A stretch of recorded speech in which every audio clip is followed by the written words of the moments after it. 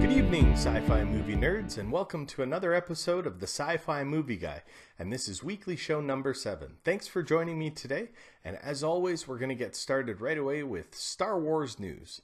So the first story that I have today is Mark Hamill, Daisy Ridley, Adam Driver, along with director Rian Johnson, were spotted landing in Ireland. So the four of them are doing some shooting in Ireland again, and what I'm premising from this is they're shooting some more scenes on Michael Skellig Island, or actually it's not on the island itself anymore. They've built a set that looks like the island in Ireland close to the coastline. Now the reason they had to do this was because Michael Skellig Island is a protected sanctuary, so it's very tough to get filming on there all the time. And I think some of the things that we're going to be seeing, there's going to be some lightsaber battles, there's going to be some training, and they probably would have damaged some of the island by doing this. So they basically recreated the Michael Skellig Island into a set so they can do all the cool stuff that we want to see in a Star Wars movie. Now the thing that struck me was, why would Adam Driver, who plays Kylo Ren, be with them in that setting? Unless Kylo Ren at some point in the movie finds his way to the island where Luke and Rey are at the end of Star Wars 7 The Force Awakens, and there's going to be a battle there. Now I always thought that what would happen is when Luke and Rey were finished training, they would go off on some kind of another mission and they'd meet up with Snoke and Kylo Ren. But maybe that's not the case. Maybe now what we're going to be seeing is Kylo training with Snoke, and then Kylo goes hunting for Luke and Rey. Anyway, I know there's going to be a fight somewhere in Star Wars Episode 8, but I think it's really cool that maybe Kylo will be going to the island. The second piece of news today is the official Star Wars Celebration site has revealed that Rogue One director Gareth Edwards and Lucasfilm president Kathleen Kennedy are both going to be talking Rogue One on Friday, July 15th at Star Wars Celebration in London, England. They are also rumored that they're going to be joined by some of the Rogue One cast for a question and answer panel. This is exciting news because we haven't really gotten many questions answered about Rogue One.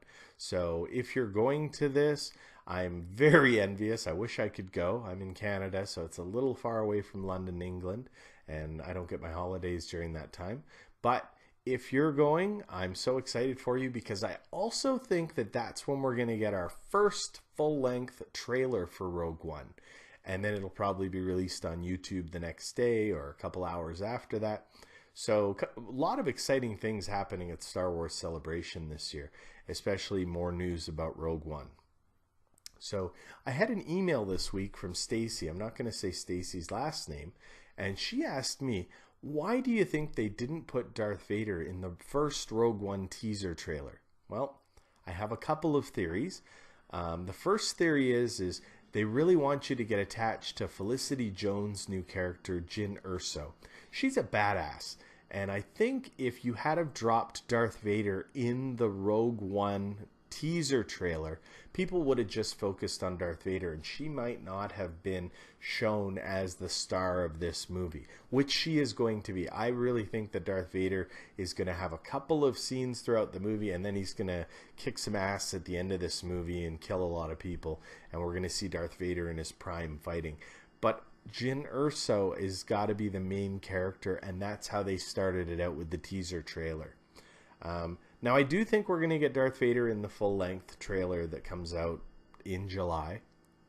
And whether or not we get a lot of him, I don't know. But they're going to have him in there somewhere so that they can get people that aren't like me. And if you're watching this, the sci-fi nerds, to go see Rogue One. They need them to go see it. And Darth Vader's the best straw that they'll have to get the unknown movie watcher to say, oh, that's Star Wars. Yeah, okay, I'll go see that. I don't think we'll get a lot of him in the trailer, though. Maybe just the breathing and a silhouette of his mask, or maybe one scene with him pulling out his lightsaber. I don't think we're going to get too much in the first full-length trailer. I think it'll be the second trailer closer to the movie that we'll get a little more Darth Vader, because I think they want to develop some of those other characters that are in the Rogue One squad. And I hope they do it that way, because I'm really looking forward to this movie. Now, the next piece of news that I have on Star Wars is John Williams, the iconic composer who has done all the music for the last 7 Star Wars movies, will not be doing the music for Rogue One. They have hired Alexandre Desplat. I hope I'm saying that right. The French composer that did the Grand Budapest Hotel, The Imitation Game, and Argo. Fantastic composer, does some amazing music, and I'm excited about this. Now, John Williams is an amazing composer, and he's done all the iconic Star Wars things up until this point.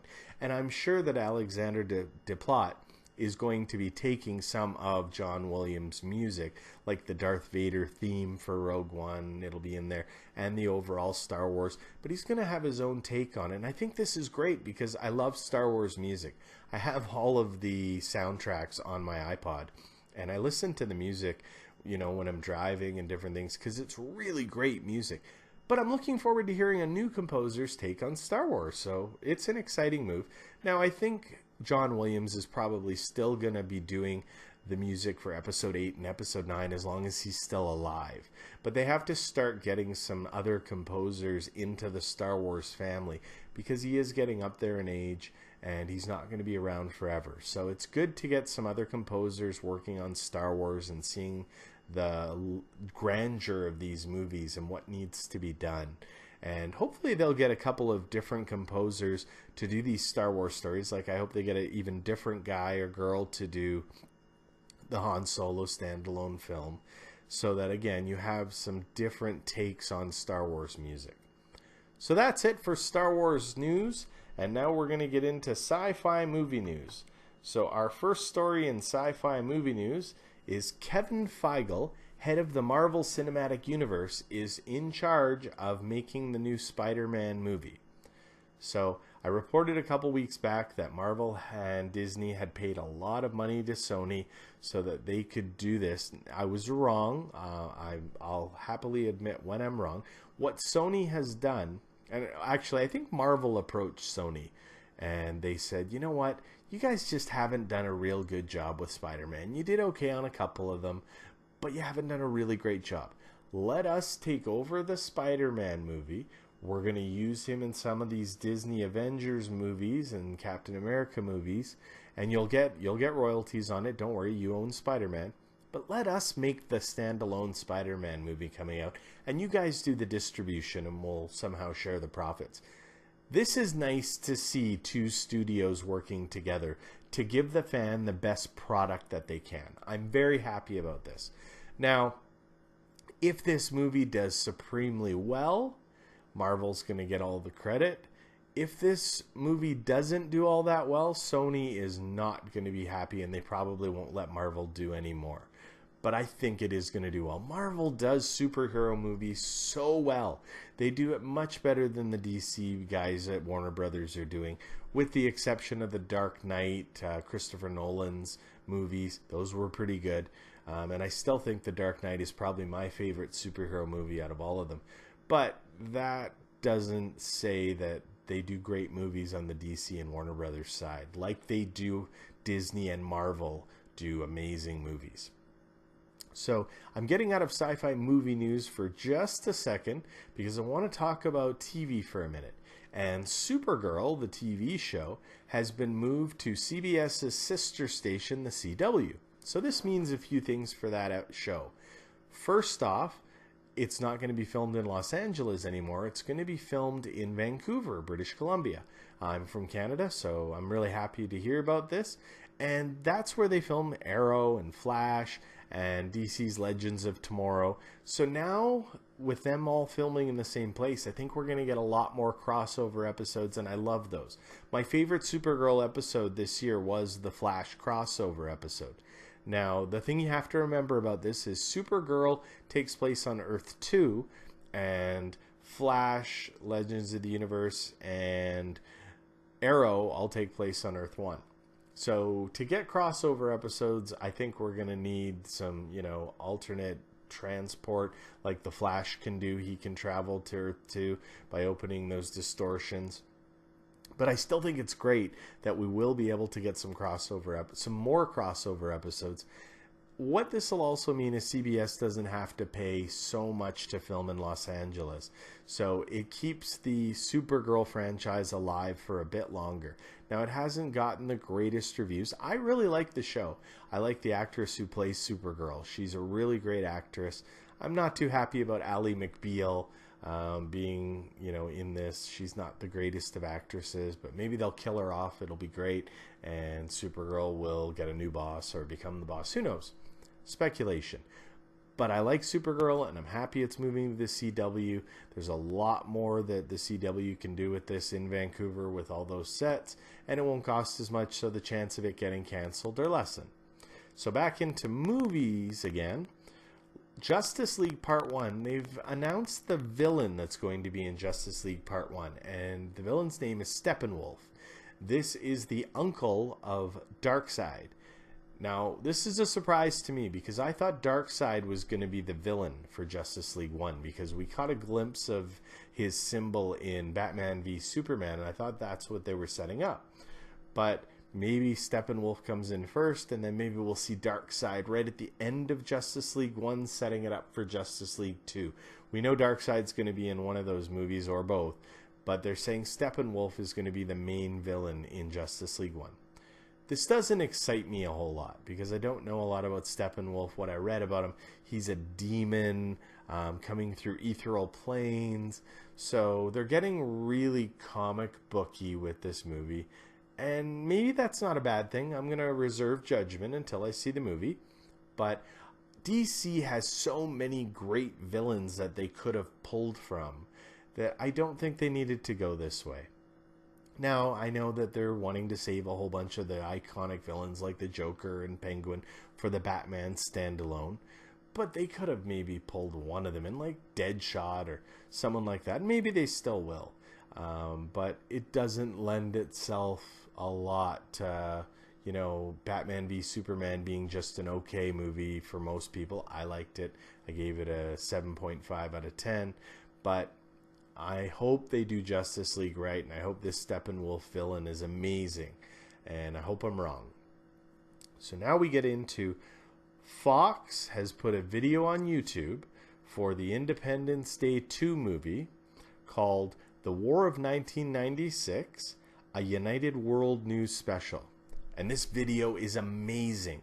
What it is the first 20... or what it does is it tells you what's happened between the first movie and what happened during those 20 years up until now when they're releasing this second movie. And it's a news special. They show that they took some of the crashed spaceships and retrofitted a bunch of planes and different things to fight off the aliens if they were to ever come back. And in this, the president from Independence Day 1 says, it's not a matter of if they come back, it's a matter of when they come back and will we be ready. So I wasn't super excited to see Independence Day 2 from the trailer, but I am now. I think I'm going to go see it on opening weekend because of this 4-minute newsreel that they filmed to show us what happened in between the two movies. Go to YouTube, watch it. I think it's amazing. And that is it for Sci-Fi Movie News. So thank you again for watching today, everyone. Before we go, I just want to talk about Mike's Pick of the Week. Now, my pick of the week this week is an older movie that I tell you about, and you should revisit it, is National Treasure. So National Treasure and National Treasure 2 are really great movies in my opinion. They got critical reviews. Some people really liked them, some people didn't. But I find it to be a cross between Indiana Jones and MacGyver. So you got some of the levity of the MacGyver TV show, but you've got Indiana Jones where they're hunting for treasures and it's really cool places. And there's a lot of great actors in this. Jon Voight, Nicolas Cage, Diane Kruger, the guy who plays Riley, Justin Bartha. There's some really good actors in this movie, and it's just a fun Saturday afternoon watch this movie again. I did it yesterday, and I really enjoyed it again, and I probably revisit this movie once every couple of years. So that's my pick of the week. I hope you'll go out and watch it again. And thank you everybody for watching weekly show number 7. My name's Mike. I'm the Sci-Fi Movie Guy. If you want, you can follow me on Twitter at @MovieGuySci-Fi, or you can email me. I have a new email address. My Yahoo email got hacked, so I had to start a new email address. So it's movieguySci-fi@gmail.com. Any emails that you send me, I will respond to on the air like I did for Stacy's today. And thanks for watching again, and remember, nerds rule the world.